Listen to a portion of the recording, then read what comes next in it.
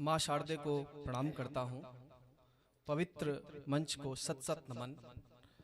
इस बुंदेलखंड की पवित्र धरती चित्रकूट के माटी को अपने माथे से लगाता हूँ।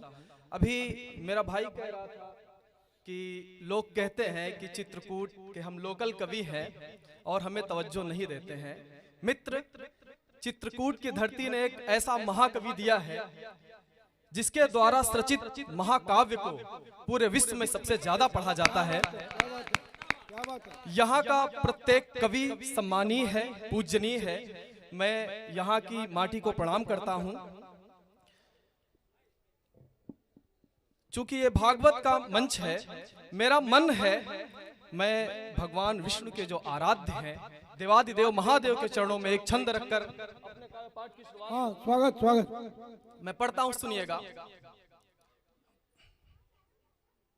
कि कहते हैं हर तुम्हें, कहते हैं हर तुम्हें तुम दुख हर प्रभु, कहते हैं हर तुम्हें तुम दुख हर प्रभु, अपने हर भक्त की पीड़ा हर लीजिए। कहते हैं हर तुम्हें तुम दुख हर प्रभु, अपने हर भक्त की पीड़ा हर लीजिए।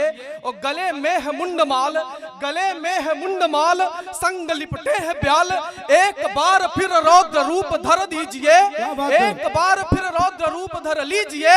और चहु और फैल रहा, चहु और फैल रहा पाप का विशाल जाल, अब यह जाल तार तार कर दीजिए। हो लेखनी में धार, हो लेखनी में धार, शब्द शब्द अंगार करे तुम पे प्रहार, प्रभु ऐसा वर दीजिए। क्या बात है, क्या बात। नमः पार्वती पते हर हर महादेव। बहुत अच्छा भाई, बहुत अच्छा। क्या बात है। मैं जानता हूं ये बुंदेलखंड की धरती है, ये वीरों की धरती है, और जब देश भक्ति की कविताएं होती हैं तो निश्चित रूप से आपका हृदय स्पंदित होता है, आप में उत्साह का संचार होता है। मैं आप लोगों से एक निवेदन करता हूं। क्या निवेदन करता हूं, सुनिएगा। मेरा मन है कि जो कुर्सियां खाली पड़ी हैं, आप लोग पीछे बैठे हैं, थोड़ा सा आगे आ जाएं। आपके आगे बैठने से हमें संबल मिलेगा, उत्साह मिलेगा। आप लोग आगे आ जाएं कृपया। आगे आ जाइए, पूरा देश आगे बढ़ने के लिए परेशान है, आप लोग पीछे क्यों बैठे हैं? हाँ जी, हाँ भाई। मैं पंक्तियां निवेदित करता हूं और आप लोगों से क्या निवेदन करता हूं कि भूल जाना निज आन बान शान कभी मत, भूल जाना निज आन बान शान कभी मत, और इस देश का गुमान मत भूलना। भूल जाना निज आन बान शान कभी मत, और इस देश का गुमान मत भूलना। और गिनता था निज बचपन में जो सिंह दंत, वह वीर भरत महान मत भूलना। और जीवित ही चुन दिए गए थे दीवारों में जो, जीवित ही चुन दिए गए थे दीवारों में जो, गोविंद सुतों का बलिदान मत भूलना।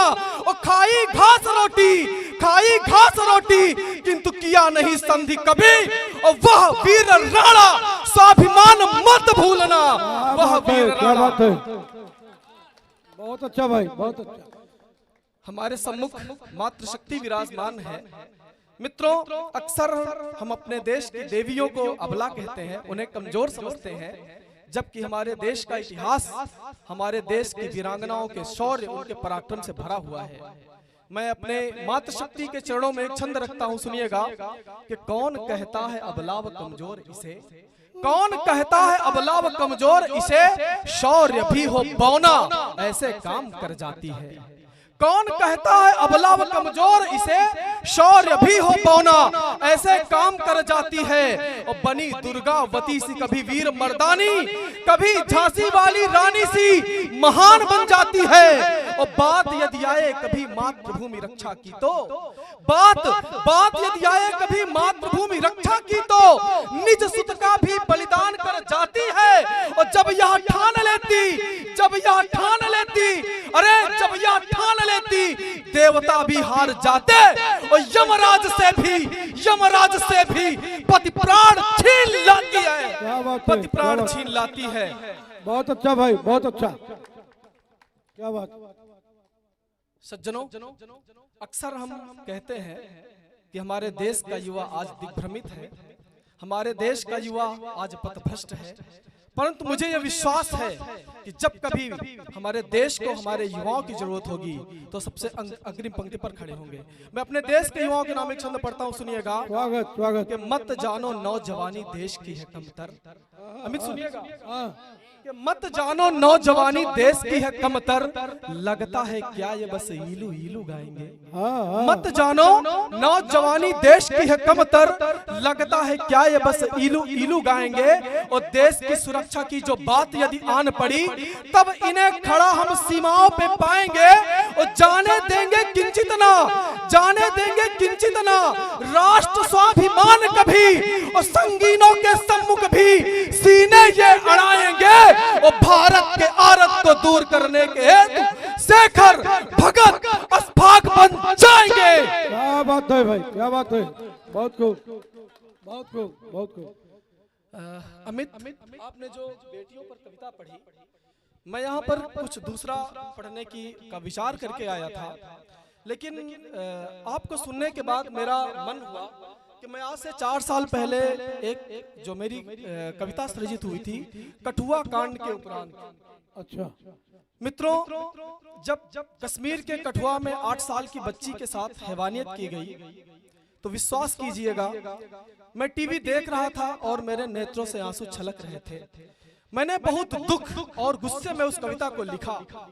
मुझे लगा कि जब उस 8 साल की बच्ची के साथ एक कृष्ण भगवान के मंदिर में हैवानियत की जा रही थी तो क्या उसने भगवान कृष्ण को आवाज नहीं दी होगी। द्वापर में तो द्रौपदी की आवाज सुनकर वो दौड़े आए थे, कलयुग में क्यों नहीं आए।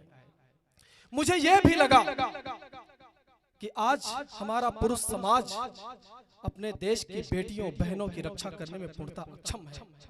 तब कवि का यह धर्म होता है कि समाज को जागरूक करे, समाज को एक दिशा दे।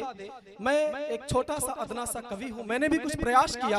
वो प्रयास कहाँ तक सफल हुआ, मैंने अपने देश की नारियों को जागृत करती हुए एक कविता का सृजन किया। मैं वो कविता पढ़ता हूँ, सुनिएगा, और अपनी माताओं का बहनों का विशेष ध्यान चाहूंगा इस कविता पर। स्वागत भाई, स्वागत। सुनिएगा कि तिमिर घिरा देश में झुका वतन का भाल है, तिमिर घिरा देश में झुका वतन का भाल है, तितलियों के वास्ते बिछा समग्र जाल है। क्या बात कि है। पुण्य अब सहम गया, पुण्य अब सहम गया, पाप गर्जना करे, पुण्य अब सहम गया, पाप गर्जना करे, सुप्त शासकों से बोलो कौन अर्चना करे। हे देवियों स्वयं उठो, हे देवियों स्वयं उठो, भाग्य को संवार दो और हाथ में उठा लो शस्त्र, अंधकों को मार दो, हाथ में उठा लो शस्त्र, कामियों को मार दो। क्या बात है, बहुत खूब, बहुत खूब। आज फिर से द्रौपदी की लाज तार तार है, हाँ। आज फिर से द्रौपदी की लाज तार तार है, फिर वही विडंबना भीष्म लाचार है, और दुशासनों के वक्ष फाड़ने को भीम सुप्त है, लाज को बचाए कौन, कृष्ण भी विलुप्त है, और काम वासना में लिप्त, काम वासना में लिप्त अंधकों को मार दो, और हाथ में उठा लो शस्त्र, फिर नवीन धार दो, हाथ में उठा लो शस्त्र। और सज्जनों, जिस 2 वर्ष की बच्ची 3 वर्ष की बच्ची को देखकर मन में वात्सल्य उत्पन्न होना चाहिए, यदि वहां पर काम वासना उत्पन्न होती है तो ये एक मनुष्य तो कतई नहीं कर सकता है। तब मैंने लिखा कि लग रहा समाज आज जीर्ण शीर्ण हो गया, लग रहा समाज आज जीर्ण शीर्ण हो गया, देख ये कुकृत्य सारे मन विदीर्ण हो गया। क्या बात, लग रहा समाज आज जीर्ण शीर्ण हो गया, देख ये कुकृत्य सारे मन विदीर्ण हो गया, और दूध मुही बच्चियों की आज लाज लुट रही, ऐसा लग रहा समस्त सभ्यता ही घुट रही, और दुष्ट दानवों के धड़ से, दुष्ट दानवों के धड़ से मुंड को उतार दो, और हाथ में उठा लो शस्त्र, फिर नवीन धार दो, हाथ में उठा लो शस्त्र। क्या बात है। और याद दिलाता हूं देश की नारियों को उनके पराक्रम की, कि तुम वही सती की जिससे देव भी लजा गए, तुम वही सती जिससे देव भी लजा विधि महेश और विष्णु बाल रूप पा गए। क्या बात है? तुम वही सती कि जिससे देव भी लजा गए, विधि महेश और विष्णु बाल रूप पा गए। तो त्याग दीजिए प्रमाद, अरे त्याग दीजिए प्रमाद, स्वेद को बहाइए, धूर्त दानवों के रक्त सिंधु में नहाइए।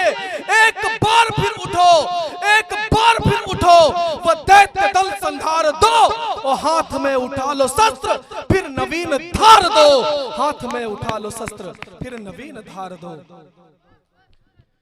और मित्रों, मैं आज इस चित्रकूट की धरती से एक ऐसे वीर की गौरव गाथा का गान करना चाहता हूं। यद्यपि वो कविता लंबी है, लेकिन मैं मात्र 5 मिनट में उसे पूर्ण करने का प्रयास करूंगा, कविता को छोटी करूंगा। आदरणीय पूज्यपाद शास्त्री जी, जब हमारे देश में करगिल का युद्ध चल रहा था, तो एक वीर योद्धा ऐसा था जिसने अकेले दम पाकिस्तानी सैनिकों के 4-4 बंकरों को बर्बाद किया था।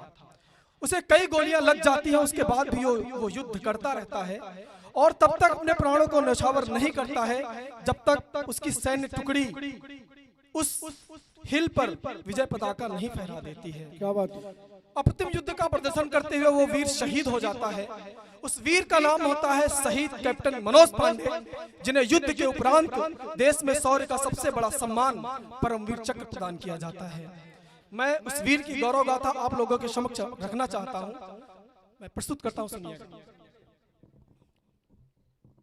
इस वीर प्रसूता माटी ने ना जाने कितने वीर जने, इस वीर प्रसूता माटी ने ना जाने कितने वीर जने, मातृभूमि पर मिटने वाले इसने अगणित रणधीर जने। वीर भरत को जन्म दिया तो भीष्म पार्थ को भी जन्मा, यदि कभी जनी लक्ष्मीबाई तो कभी जनी है चिन्नम्मा। और सावित्री सी सती जनी, सावित्री सी सती जनी तो पन्ना सा बलिदान जना, और घास की रोटी खाने वाला राणा वीर महान जना, छत्रपति सा वीर मराठा पृथ्वीराज चौहान जना। मातृभूमि के लिए समर्पित गुरु गोविंद सा मान जना, राजगुरु सुखदेव भगत सिंह जैसे वीर सपूत जने, चंद्रशेखर आजाद सरीखे इसने अगणित पूत जने। और जैसे इस अनंत में अनगिन टिम टिम करते तारे हैं, वैसे ही इस माने जन्म में अनगिन वीर सितारे हैं। उन्हीं सितारों के संग जगमग वो भी एक सितारा है, जिसने मातृभूमि के हित अपने प्राणों को वारा है। दीप्तमान उस तारे की, दीप्तमान उस तारे की अब आभा तुम्हें दिखाता हूँ, कैप्टन मनोज पांडे जी की यश गाथा को गाता। क्या बात है? क्या बात है? सज्जनों, जब शहीद होने के उपरांत कैप्टन मनोज पांडे जी की डायरी खोली गई, तो उन्होंने उस डायरी में अंग्रेजी में एक वाक्य लिख रखा था। आदरणीय, उन्होंने लिखा था, if death strikes before I prove my blood I swear I will kill death. अर्थात यदि मेरा शौर्य सिद्ध करने से पूर्व मेरी मृत्यु भी आई तो मैं कसम खाता हूं कि मैं मौत को भी मार दूंगा। उस वीर की गाथा सुनिएगा। मैं कविता 20 से छोड़ता हूं। कारगिल का युद्ध चल रहा है। खालूबाड़ सेक्टर में कैप्टन मनोज पांडे जी को एक सैन्य टुकड़ी का संचालक बनाकर भेजा जाता है। रात्रि का समय है, वो युद्ध क्षेत्र में जा रहे हैं। मैं आगे कविता पढ़ता हूं और आप लोगों से वादा करता हूं, अगर आपने जुड़कर इस कविता को सुना तो आज आप इस चित्रकूट की धरती से आज से 22 वर्ष पूर्व सीधे कारगिल के युद्ध के मैदान में होंगे। मैं ऐसा शब्द चित्र बनाने का प्रयास करूंगा। स्वागत स्वागत। कि सैनिक टुकड़ी लेकर के रणभूमि और रणवीर चला, सैनिक टुकड़ी लेकर के रणभूमि और रणवीर चला। अद्भुत अदम्य साहस लेकर वह हर बाधा को चीर चला। वह चलता था ऐसे जैसे चलता हो केहर कानन में, मन में विरोचित भाव और उत्साह झलकता आनंद में। निर्भीक वीर सैनिक समस्त आगे को बढ़ते जाते थे, जिस ओर शत्रु का बंकर था निर्भय हो चलते जाते थे। पर तभी अचानक कुछ आवाजें सन्नाटे को भेद गई। फिर तड़तड़ तड़तड़ चली गोलियां, दो छाती वो छेद गई। उस वीर बहादुर के मन में तब क्रोध का लावा फूट पड़ा। उद्घोष किया जय मां काली, फिर अर्घ के दल पर टूट पड़ा। ऐसा लगता था उस पर, ऐसा लगता था उस पर माता काली की छाया हो, और शत्रु सैनिकों के शोणित से वह खप्पर भरने आया हो। क्या बात है? क्या बात है? शत्रु सैनिकों के सोनित से वह खप्पर भरने आया हो, उसकी AK-47 अब आग उगलती जाती थी, मैदान साफ हो जाता था, जिस ओर दृष्टि पड़ जाती थी ढेर लगा अरिलासों का आगे को बढ़ता जाता था, जिस ओर शत्रु का बंकर था निर्भय हो चढ़ता जाता था। बंकर के पास पहुंचकर वह जय काली माई बोला था, दुश्मन के बंकर के अंदर उसने फेंका हाथ गोला था, उस हाथ गोले से क्षण भर में ही अरि बंकर बर्बाद हुआ। जय काली मां उद्घोषों से वायुमंडल आबाद हुआ। उस वीर बहादुर बेटे ने था प्रथम लक्ष्य तो भेद दिया, पर तभी एक अरिगोली ने उनके कंधे को छेद दिया। बहुत अच्छा। मित्रों आगे कविता सुनिएगा, पराक्रम की पराकाष्ठा हो जाती है। पर तभी एक अरिगोली ने उनके कंधे को छेद दिया। देख दृश्य आंखों से रह गए वहां स्तब्ध सभी, देख दृश्य ये आंखों से रह गए वहां स्तब्ध सभी। जय काली मां था गूंज उठा उद्घोष तभी, वह बोला मेरे जीते जी, वह बोला मेरे जीते जी। अरे विजय नहीं पा सकता है मैं जीत न लूं जब तक रण को यम निकट नहीं आ सकता है। संकल्प आज लेता मनोज, संकल्प आज लेता मनोज, मैं अरि को धूल चटाऊंगा, यदि मृत्यु भी आई सम्मुख मैं उसको मार। भारत माता की, भारत माता की। बहुत अच्छा भाई। यदि मृत्यु भी आई सम्मुख मैं उसको मार भगाऊंगा। और कंधे में गोली लगी हुई थी, रक्त तीव्र गति बहता था, कंधे में गोली लगी हुई थी, रक्त तीव्र गति बहता था। पर धूर्त शत्रु के कृत्यों से उसका अंतर्मन दहता था। धिक्कार उठा फटकार उठा, वह दुश्मन को ललकार उठा, ऐसा लगता जैसे कोई शेष नाग फुंकार उठा। क्या बात है। वह लड़ता था ऐसे जैसे सिंह लड़े सियारों के दल से, दुश्मन का हर एक लड़ाकू कांप रहा था उसके बल से। और पहुंच दूसरे बंकर समीप, हथ गोला उसने फेंका था, और धन्य धन्य कह उठे सभी, वह रौद्र रूप जब देखा था। सहसा अगले बंकर पर उस वीर पुरुष की दृष्टि पड़ी, सहसा अगले बंकर पर उस वीर पुरुष की दृष्टि पड़ी, जिसमें एक LMG लेकर उनके दल की थी मृत्यु खड़ी। यदि किंचित भी होता विलंब तो दृश्य अलग हो सकता था। अब तक जो कुछ भी हुआ प्राप्त पल भर में सब हो सकता था। सहसा विद्युत की गति से वह उस बंकर पर कूद पड़े, और कर में खुखरी लेकर के वह अरिदल पर से टूट पड़े, और गप गप की आवाजें दुश्मन की छाती से आई। विजय क्या बंकर तृतीय, फिर बोला जय काली माई। क्या बात है। बहुत अच्छा किया बंकर तृतीय, फिर बोला जय काली माई। और रक्तस्राव हो चुका बहुत था अब तक उनके घावों से, रक्तस्राव हो चुका बहुत था अब तक उनके घावों से, एवं शक्ति भी क्षीण हो चुकी, मुश्किल था चलना पांवों से। लेकिन प्रबल आत्मबल ने था नई शक्ति संचरित किया, और बढ़ चला चतुर्थ बंकर समीप, जय मां काली गुंजरित किया। फिर युद्ध किया उसने ऐसा जब और बिछाती लाशें थी, वह दृश्य देख विस्मयकारी, थम गई सभी की सांसें थी। और दुश्मन पर ऐसे टूट पड़ा जो टूटे गरुड़ सपोलों पर, दुश्मन पर ऐसे टूट पड़ा जो टूटे गरुड़ सपोलों पर। गोले बरस रहे, चल रहा अग्नि के सोलों पर। और बंकर के पास पहुंच करके उस पर हथ गोला फेंक दिया, पर तभी एक अरिगोली ने उनकी छाती को छेद दिया। क्या बात है। पर तभी एक अरिगोली ने उनकी छाती को छेद दिया। उस ओर शत्रु का नाश हुआ, इस ओर गिरा वह पृथ्वी पर। इधर से गोला छूटता है हाथ से और उधर से गोली चलती है कि उस ओर शत्रु का नाश हुआ, इस ओर गिरा वह पृथ्वी पर। फिर बोला सैनिक टुकड़ी से, मुट्ठी भर मिट्टी लेकर, है कसम मुझे इस मिट्टी की, है कसम मुझे इस मिट्टी की, तब तक नहीं मरूंगा मैं, और जीत नहीं जब तक मिल जाती प्राणों को नहीं तजूंगा मैं। जीत नहीं जब तक मिल जाती, प्राणों को नहीं तजूंगा मैं। उस परमवीर की जीवटता ने सबके मन में था जोश भरा, अरिदल को करने हेतु नष्ट सबके मन में था रोष भरा। उन क्रोधित नरसिंहों ने पूरे अरिदल का था नाश किया, 2 बंकर जोधे बचे हुए उनका संपूर्ण विनाश किया। फिर राष्ट्र पताका लेकर के विजयी चोटी पर फहराया, सैल्यूट किया उसने अंतिम, अंधियारा आंखों में गहराया। और वीरों के कुसुमित उपवन को उसने फिर से पल्लवित किया। निज जीवन ज्योति जब बुझा डाली, पर राष्ट्र दीप प्रज्वलित किया। क्या बात है, पंक्तियां सुनिएगा। बहुत खूब। वीरों के कुसुमित उपवन को उसने फिर से पल्लवित किया, निज जीवन ज्योति बुझा डाली, पर राष्ट्र दीप प्रज्वलित किया। धन्य हो गई आज लेखनी, लिखकर वीरों का शौर्य गान। नमन कोट सा है उनको जो कर गए राष्ट्र हित देह दान। उनके चरणों की पावन माटी मेरे मस्तक का चंदन है। कर रही लेखनी दीक्षित की उन वीरों का अभिनंदन है। बहुत अच्छा, बहुत खूब। और आइए इस ओजस्वी काव्य पाठ के बाद हम चल रहे इस मंच के सबसे नन्हे कवि यानी बाल कवि ओम शुक्ला की ओर।